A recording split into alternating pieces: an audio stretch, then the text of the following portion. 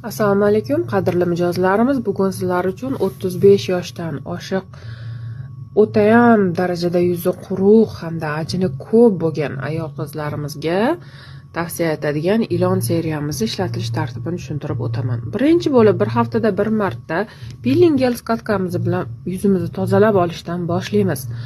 Sababi ajinlarda orasidagi mayda o'lik teri hujayralarini faqatgina peeling gel skatka chiqarib yuborishga qodir.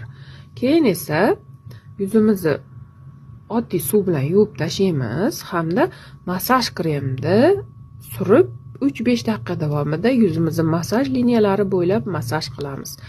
Massaj qilib bo'lganimizdan keyin albatta penka bilan yuzimizni tozalab yuvib, salfetka yoki sochiq bilan artib quritganimizdan keyin uhodni boshlaymiz. Uhodimiz birinchi bo'lib tonikdan boshlanadi. Tonikni suramiz, yuzimizni namlantirib beradi hamda bundan keyingi uhodimizni terini ostki qavatiga qadar kirib borishiga, ya'ni transport vazifasini bajarishga xizmat qiladi.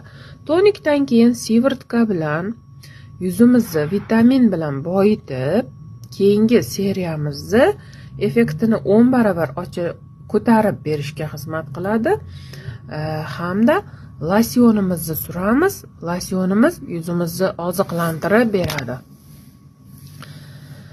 Kechki kremimiz vokruq glazamizni suramiz ko'zimiz atrofiga hamda kechki kremimizni yuzimizga suramiz. Kechki uhodimiz shu bilan yakunlanadi. Endi ertalabki uhodimizga keladigan bo'lsak, ertalab turib yana penka bilan yuzimizni yuvamiz. Tonik, sivritka, losyon, vokruq glaza. Albatta ilon seriyasini o'zini vokruq glazasini ishlatgan ma'qul. Bizda hozir ilon seriyamiz vokruq glazasi yo'qligi tufayli oqartiruvchi seriyani qo'yib turibman. Keyin esa bu krem kunduziga judayam yuzi quruq bo'lsa qo'yishimiz kerak. Agar yuz judayam quruq bo'lmasa, losyonni o'zini oziqlantirgani yetadi. Ustidan BB tonalka kremimiz bilan yuzimizni himoya qilib olamiz. Agar BB tonalka krem qo'yishga qiynalsa, mijoz, ya'ni biz asosan ilon seriyasini 35 yoshdan oshgan mijozlarga beramiz. Yoshi katta ayollarda BB tonalka qo'yishga qiynalsa yoki qandaydir pudra qulayroq men uchun deydigan bo'lsa, pudramizni tarkibida ham SPF'imiz mavjud. Pudra berishimiz ham mumkin. Yoki pudra yoki BB tonalka. Ilon seriyamizning ishlatilish tartibi shu bilan yakunlanadi.